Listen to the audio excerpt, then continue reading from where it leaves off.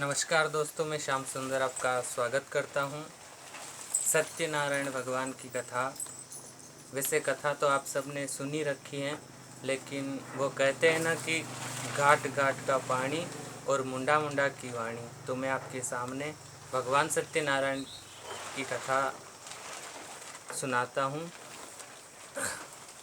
गुरुर्ब्रह्मा गुरुर्विष्णु गुरुर्देवो महेश्वरं गुरुर्साक्षात् परं ब्रह्मं तस्मै श्री गुरुवे नमः। अखण्डमण्डलाकारं व्याप्तं येन चराचरं तत्पदं दर्शितं येन तस्मै श्री गुरुवे नमः। श्री गुरु चरण सरोज रज निज मन मुकुर सुधा वरनौ रघुवर विमल जसु जो दायक फल चार।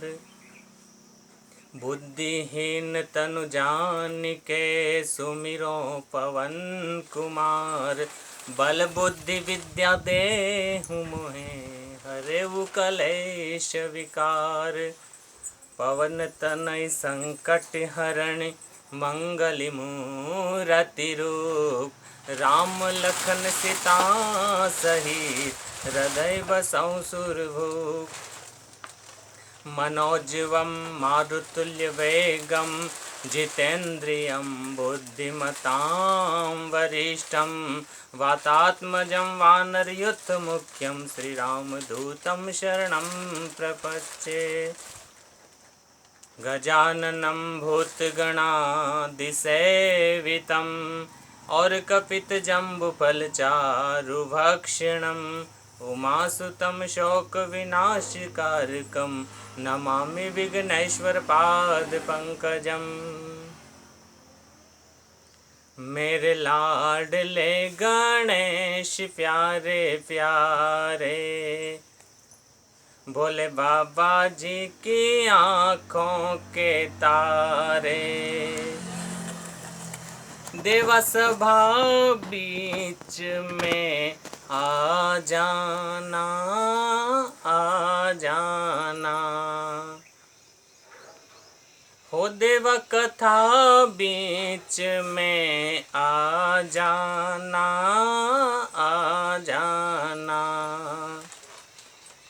मेरे लाडले गणेश प्यारे प्यारे भोले बाबा जी की आँखों के तारे। तेरी काया कंचन कंचन किरणों का है जिसमें बसेरा। तेरी सूंड सुंडाली मूरत तेरी आँखों में खुशियों का डेरा। तेरी महिमा अपरंपार तुझको पूजे ये संसार। प्रभु अमृत रस बरसा जाना आ जाना। मेरे लाडले गणेश प्यारे प्यारे भोले बाबा जी की आँखों के तारे। प्रभु भजन तुम्हारे गाएं सबसे पहले हम तुमको मनाएं। धूप दीपों की ज्योति जलाएं मन मंदिर में झांकी सजाएं। मेरे भोले से भगवान दे दो भक्ति का तुम दान। प्रभु नैया पार लगा जाना आ जाना। मेरे लाडले गणेश प्यारे प्यारे भोले बाबा जी की आँखों के तारे। मेरे विघ्न विनाशक देवा सबसे पहले करें तेरी सेवा। सारे जग में है आनंद छाया, बोलो जय जय गजानंद देवा। बाजे सुर और ताल तेरा गुण गाए संसार, घुंघरू की खनक खनक आ जाना आ जाना। मेरे लाडले गणेश प्यारे प्यारे, भोले बाबा जी की आँखों के तारे, पशुपतिनाथ की जय। कथा प्रारंभ होत है, सुनिए वीर हनुमान। आसन लीजिए प्रेम से, पूर्ण कर जो काम। तीर्थ नेमी शारण्य है, कलिमल कलुष विहीन। रहते थे वहाँ सूत जी, तप करने में लीन। विख्यात थे वो तत्वदर्शी थे, नाना विषयों के ज्ञाता थे। रोचक पुराणे गाथाओं के अति ही प्रवीण व्याख्याता थे। नैमिषारण्य तीर्थ में शौनकादिक 88,000 ऋषि बैठे हुए थे। एक दिन ऐसी ही सभा का आयोजन था जिसमें शौनकादिक 88,000 ऋषि बैठे हुए थे। सूत जी उनको नाना प्रकार के उपदेश दे रहे थे। उसी समय एक ऋषिवर खड़े होकर के सूत जी महाराज से पूछने लग जाते हैं, हे मुनि कृपाल या तो कहिए, उत्तम आराधन क्या है। मन वांछित फल देने वाला, इस कलयुग में साधन क्या है। उसी समय एक ऋषिवर खड़े होकर सूत जी से पूछते हैं कि हे सूत जी महाराज, इस कलयुग में वैद विद्या से रहित मनुष्यों को प्रभु भक्ति किस प्रकार मिलेगी तथा उनका उद्धार किस प्रकार से होगा। क्योंकि कलयुग में मनुष्यों के पास इतना समय नहीं है कि वो वन में जा कर के तपस्या कर सके, भक्ति कर सके, भगवान का नाम ले सके, भगवान को स्मरण कर सके। सर्वशास्त्र ज्ञाता सूत जी कहते हैं कि हे ऋषियों, जो बात आज आप सब मिलकर के मुझसे पूछ रहे हो ना, यही बात एक दिन भगवान नारायण से देवर्षि नारद ने पूछी थी। इसलिए आप सभी ध्यानपूर्वक सुनिए, मैं वही बात आप सबको बताता हूँ। सूत जी कहते हैं कि एक बार देवर्षि नारद दूसरों के हित की इच्छा से अनेक लोकों में भ्रमण करते हुए मृत्यु लोक में आते हैं। यहाँ आकर देवर्षि नारद देखते हैं कि मनुष्य अपने अपने कर्मों के द्वारा अनेक प्रकार के कष्टों से दुखी हैं। कोई निसंतान है, कोई रोगी है, कोई निर्धन है, कोई बंदी बंधन से बंधा हुआ है, कोई अविवाहित है और किसी के पास सब कुछ है लेकिन घर में लड़ाई झगड़े होते हैं।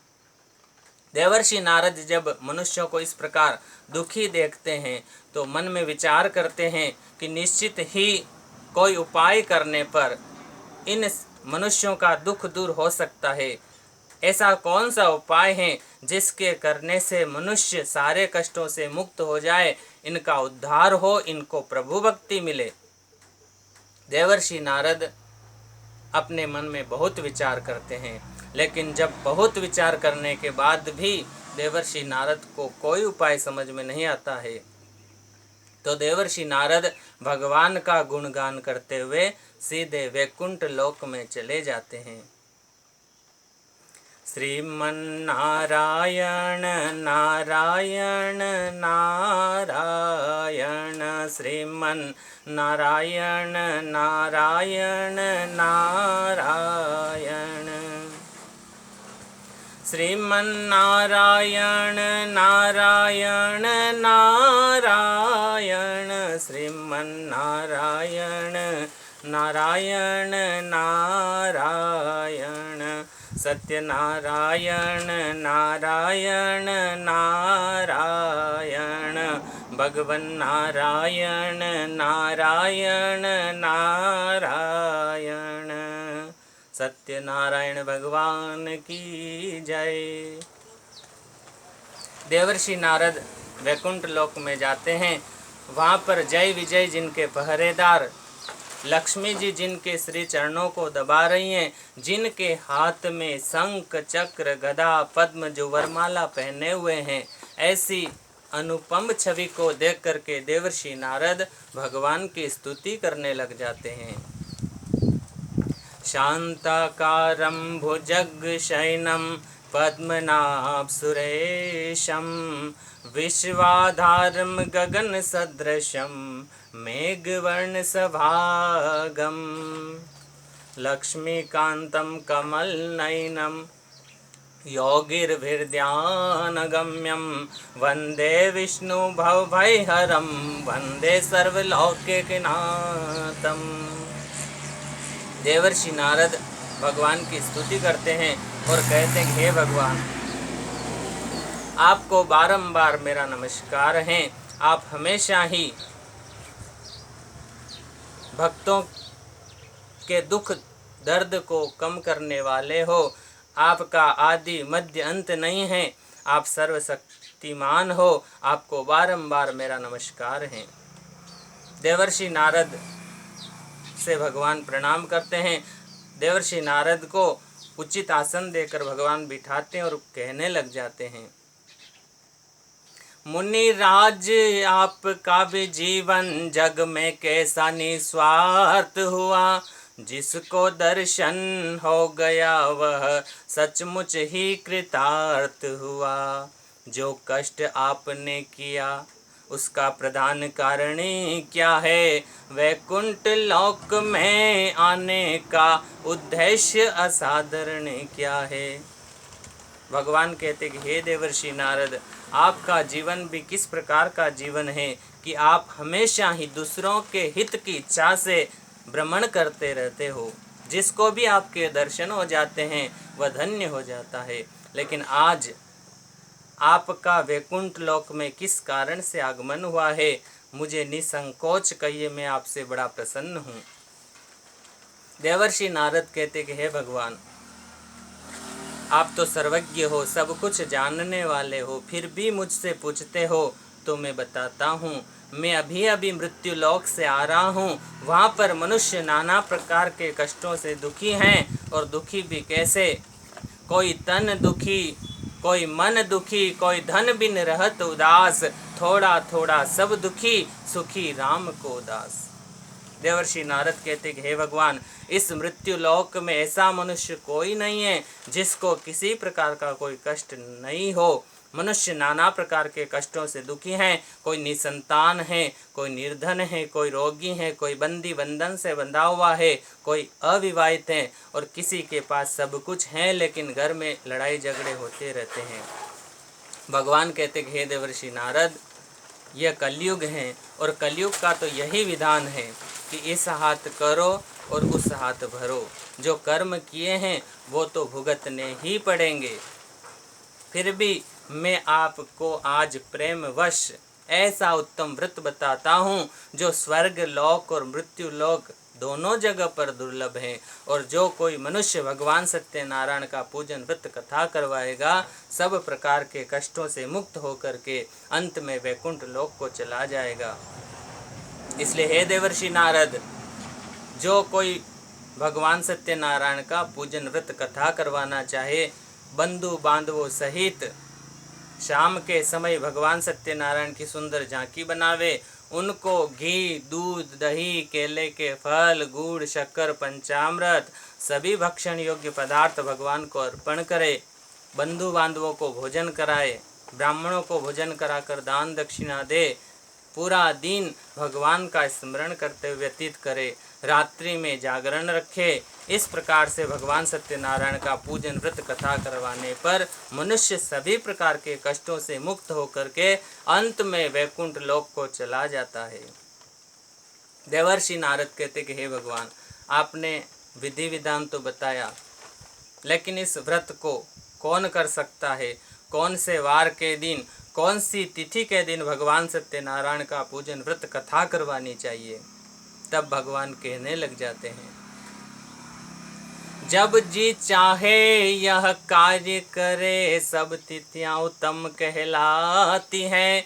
फिर भी मकर संक्रांति पूर्णमासी है, परम पुनित गिनी जाती हैं। तिथि कोई सी भी हो, इससे कुछ अधिक बनाव बिगाड़ नहीं, पर किया धरा सब निष्फल हैं, यदि मन में सच्चा भाव नहीं। भगवान कहते कि हे देवर्षि नारद, जब मनुष्य की इच्छा हो जाए, श्रद्धा भावना मन के अंदर जग जाए, उसी दिन भगवान का पूजन व्रत कथा कर सकते हैं। यदि सच्ची भावना से श्रद्धा से भगवान का पूजन किया तो सब किया धरा सफल होता है, और भावना ही सच्ची नहीं है तो सब किया धरा बेकार ही है। किसी भी तिथि के दिन, किसी भी वार के दिन भगवान का पूजन कथा कर सकते हैं, बस मन में सच्ची भावना होनी चाहिए। फिर भी मकर संक्रांति और पूर्णिमा, ये दो तिथियां ऐसी हैं जिस दिन भगवान का पूजन व्रत कथा की जाती है तो अत्यधिक फल की प्राप्ति होती है।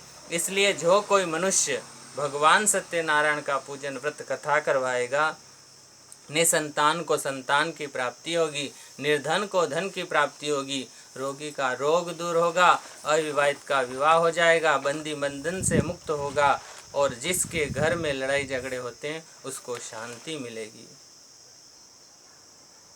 इति श्री सत्यनारायण व्रत कथायां प्रथम अध्याय पूर्ण। पशुपतिनाथ की जय, सत्यनारायण भगवान की जय। कथा समाप्त होत है, सुनिए वीर हनुमान, राम लखन जानकी सदा करौ कल्याण।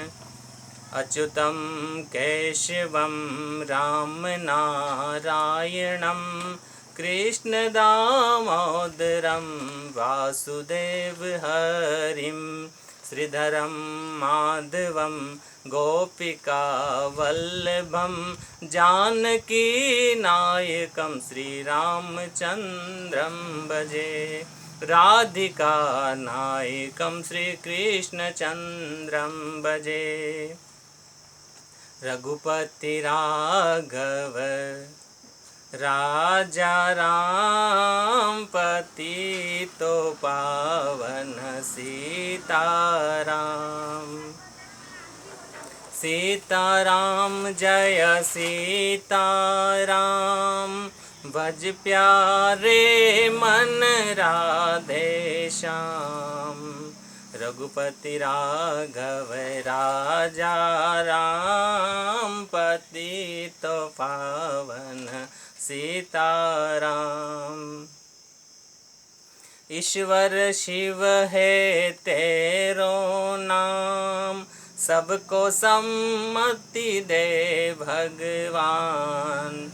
रघुपति राघव राजा राम, पतितो पावन सीताराम। कौशल्या के प्यारे राम, दशरथ नंद दुलारे राम। रघुपति राघव राजा राम, पतितो पावन सीताराम। पशुपतिनाथ की जय, सत्यनारायण भगवान की जय। धन्यवाद।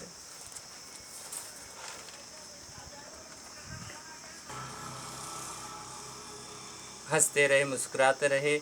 मेरे चैनल को सब्सक्राइब करें, लाइक करें, शेयर करें।